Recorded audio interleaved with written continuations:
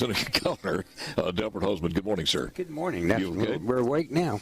Oh, geez. I was listening to a couple of things on air, and I was thinking, I had heard earlier, the buzz now for the football game tomorrow.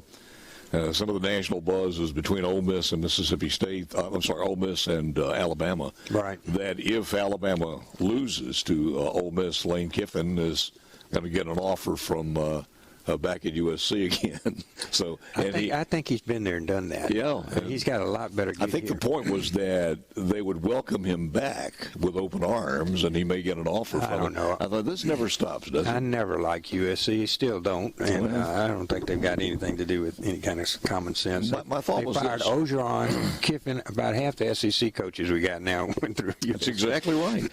For him to go back to the high tax state of California. Oh yeah, everybody's leaving. He'll be going one way. That's it. You got to figure that into the cost. You also got to figure in the cost of living beside the taxes itself. Absolutely. The overall cost of living. So actually, and then of course, if the current administration stays around in the next 2 years, it'll be a foreign country or whatever.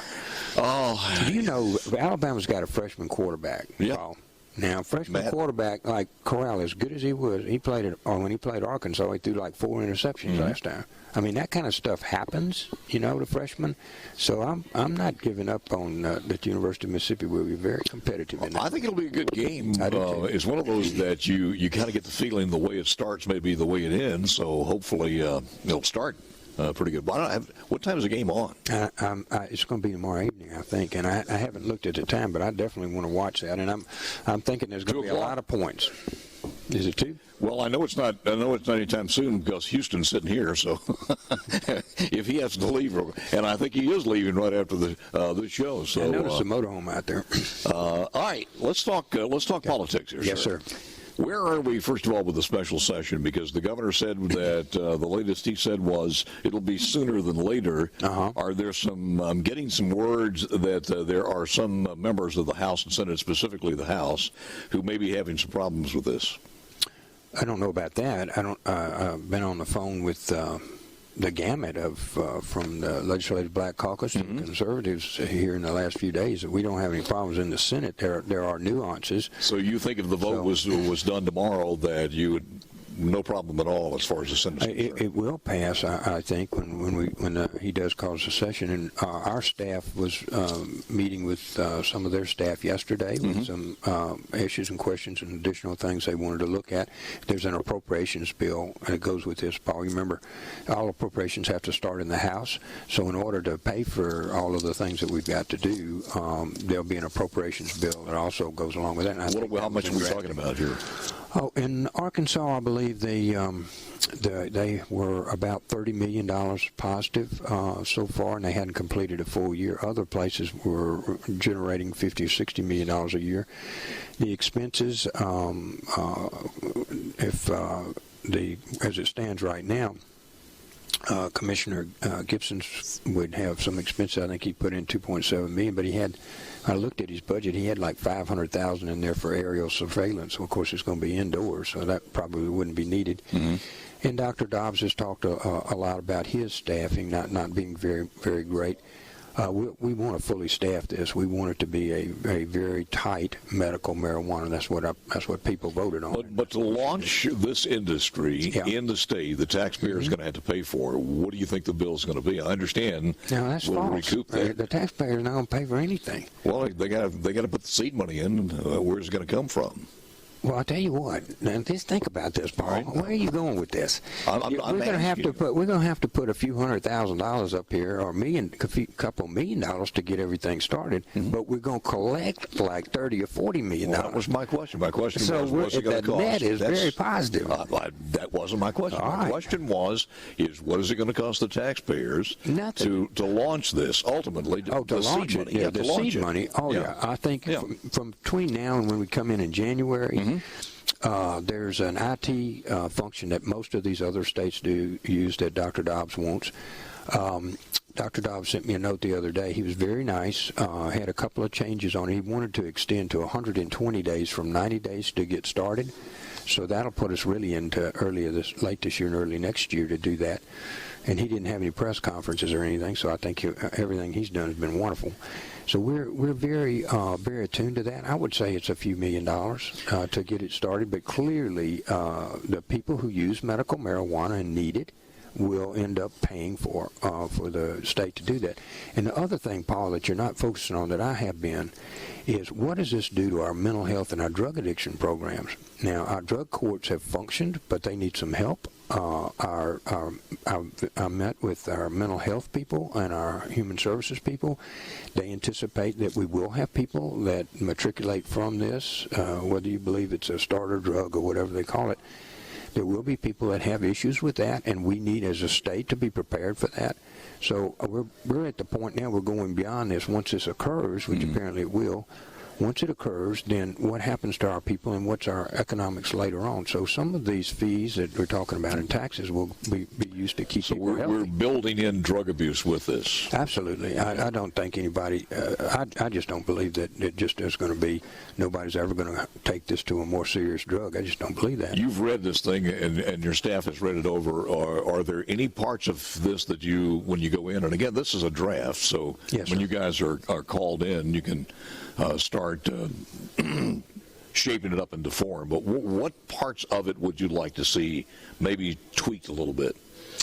Well, we've spent a lot of time on this. I think Dr. Dobbs' recommendation that we extend a little bit to make sure he can get it up and running in a timely fashion, I think that's something that we ought to do. He also had some concerns about the content, the amount of this THC that's in the various gummies or whatever is done there, and I think that needs to be addressed clearly. And we want to make sure. What was it? How much was that? Oh, it was 30 in one, and I don't have it before. They're two different areas. They're two different areas. Yeah. That's correct. Yeah. So, but it's in the bill, and I want to make sure that Dr. Dobbs and our medical teams that are satisfied that this is not, use my words, an overdose for someone that would lead to a great problem. Is our levels that we set forth in this draft commensurate with states, surrounding states? Actually, it's better. We picked. You mean lower? Lower, yes, sir. Yeah. It is lower. We looked at the Vermont model, and Colorado and some of these that have gone before us are trying to get back to the number that we're using. They think they've over. They think that may have caused some of the problems as far as drug overdoses. They do, and in Oklahoma, they allowed them to plant outside. And our testimony, we had 2 weeks of hearings, 2 days of hearings on this. The guy from Oklahoma, the senator that wrote it, said they were going to have to hire 150 more policemen just to stop the illegal drugs that were matriculating out of outside planting. So that drove us without question to make everything inside where we can take it from seed all the way to user with a computer program that works. It's hard to get your hands around the availability of jobs that will happen. One that caught my attention was talking about there are going to have to be people out there to contract with or subcontract, whatever it happens to be, that would destroy some of the unused cannabis that is produced. Make sure that it is taken out of the market or something. And I have no idea where those jobs are going to come from. Are there people who already do that? Can they be moved into somebody else who's doing something like that? It's like any other production, Paul. People that produce this expect it to be utilized. So you'll have some waste of this that didn't work or whatever, and that will be destroyed. But that's going to be a relatively minor amount here. Yeah. Most of it's going to be utilized. Maybe a funeral home that's got an unused incinerator. Whatever.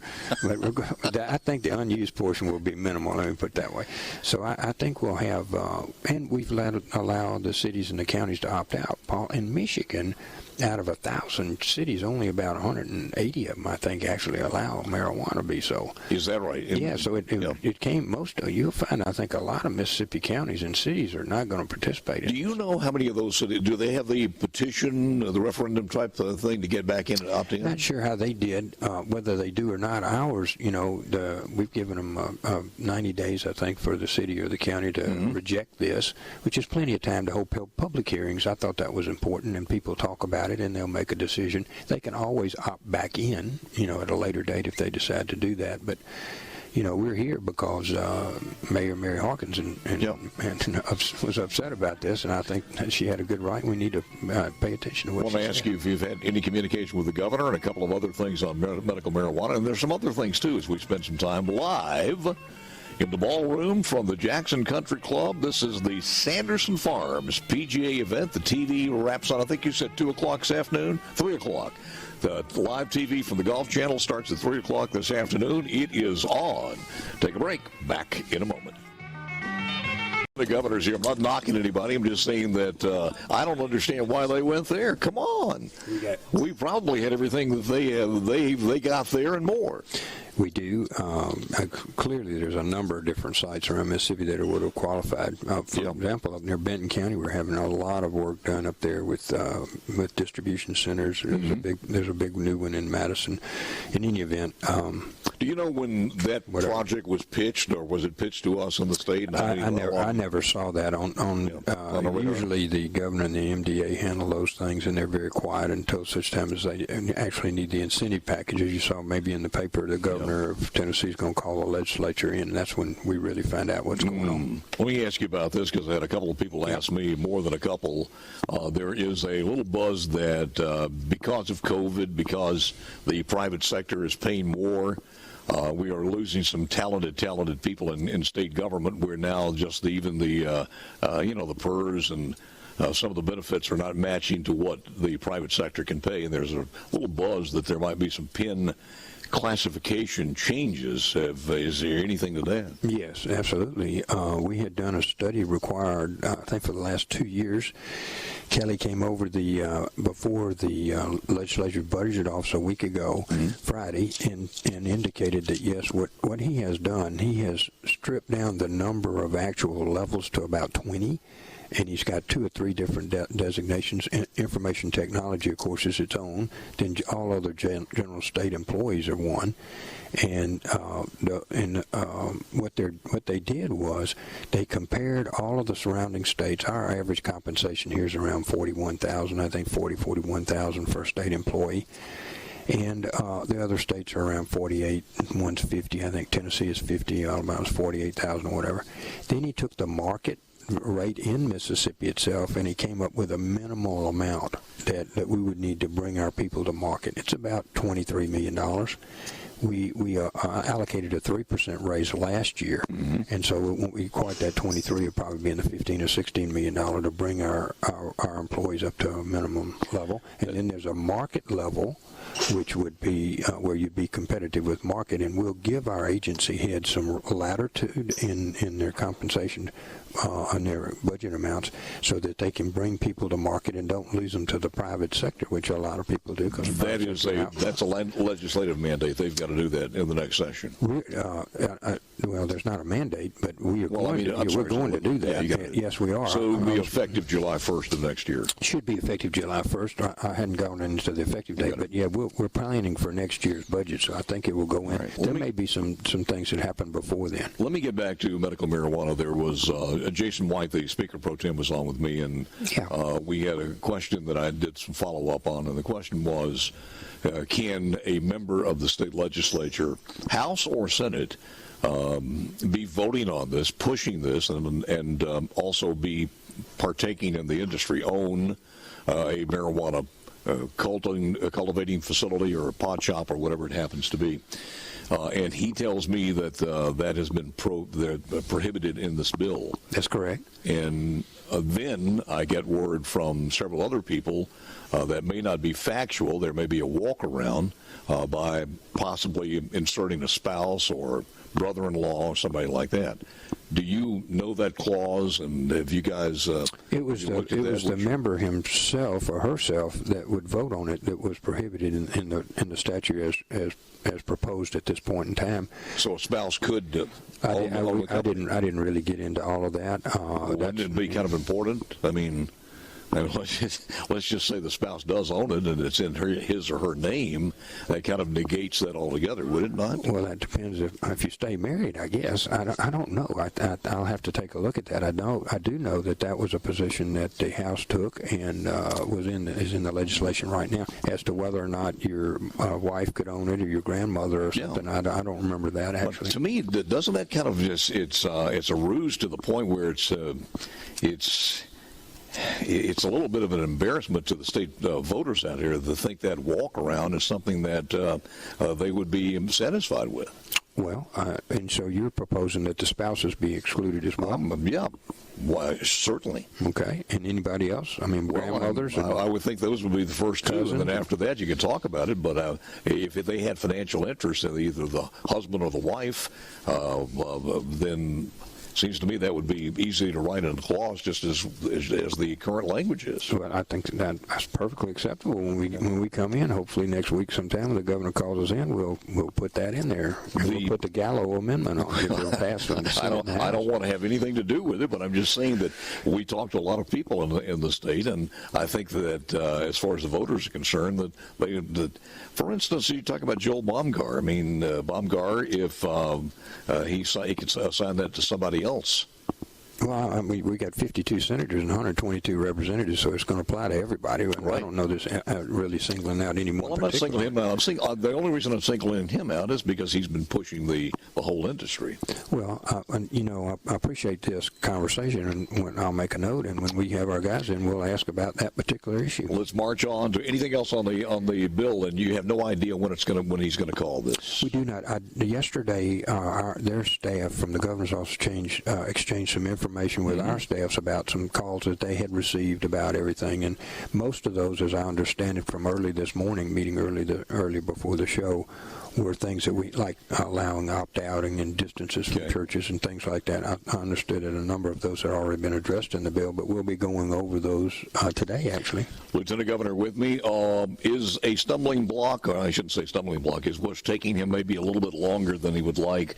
What else to put into the bill as far as to add to the? No, I think the bill is exceptionally well drafted. It needs these nuances, like your spouse is excluded, the things like that. The nuances of this are being fleshed out now by the governor, and I sent a copy of this to Dr. Dobbs, Commissioner Gibson, all 52 of my senators like a week ago, and asked them to become familiar and call us back on changes and stuff. So we're in that process of picking little spots, but generally I think it's well done, and I think we'll pass it very similar to what it is. What I was talking about basically, and I should have made myself clear, is anything added to the call above and beyond that.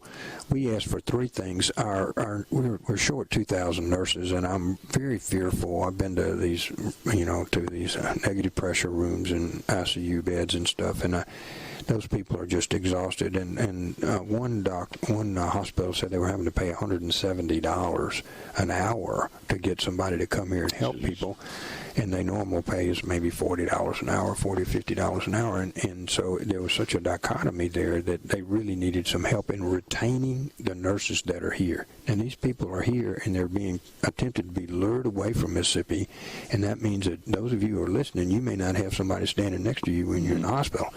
So we really think the retention effort is important to the state, and we've asked the governor to put that on the call, and it would be a significant amount of money. In addition to that, we've lost some of our first responders, and then our children, child abuse stuff that was funded by federal fines. Federal courts weren't meeting, so we don't have enough fines, and they've got a gap in covering our the ones that are being young men and women that are being trafficked. So there's a couple of things we thought. We're 90 days away from January, so we don't need to have another whole session, but there were a couple of things we thought the governor might want to consider. The other thing was that course correction or that language correction as far as the Medicaid bill? That came up in the discussions which we had with the governor about where they can't make any adjustments in the Medicaid reimbursement. I had talked to Drew Snyder at Medicaid, and he didn't think that was a good idea. There were things that moved around a lot in federal, and the federal law puts a lot of the numbers on how much you can charge for that, and it's moving. So I think we do need to give some latitude to the head of the Medicaid about making adjustments in compensation payments. Only got a couple of minutes left. Yeah. I know you were working on a lot of other things. Oh, Paul. I mean, we need a couple of hours. If you drive me back for a whole we're going to address education. We had another hearing on that. We need to get our teachers up to something that works. We had. I want to be very careful about this adjective. I'm exceptionally disappointed in the test scores that we just got back from the Department of Education. Now, I'm not blaming anybody because it's COVID, but COVID really means it's a kid. It's a child. And those children are not, they are not meeting the standards for math. We went back in math and in English. And so we grilled them closely last Friday, and they're doing some, bringing in extra teachers to try to bring our kids back up. I'm very concerned. Distance learning was a stopgap measure. We need our kids in school. And what happened was we had a very poor result. And there's telemedicine coming, tourism and parks, our infrastructure needs. We'll do an infrastructure bill this year, economic development and workforce development. We've got a laundry list that would, we're going to have a very good year, Paul. Are you going to do would you push an infrastructure bill if an infrastructure bill is not complete? Yes, I intend to have an infrastructure bill whether they have one or not. And we got to do this again soon and need more time, but it's all I got. That's really good to see y'all. Everybody come to the golf tournament. It's a phenomenal thing out here.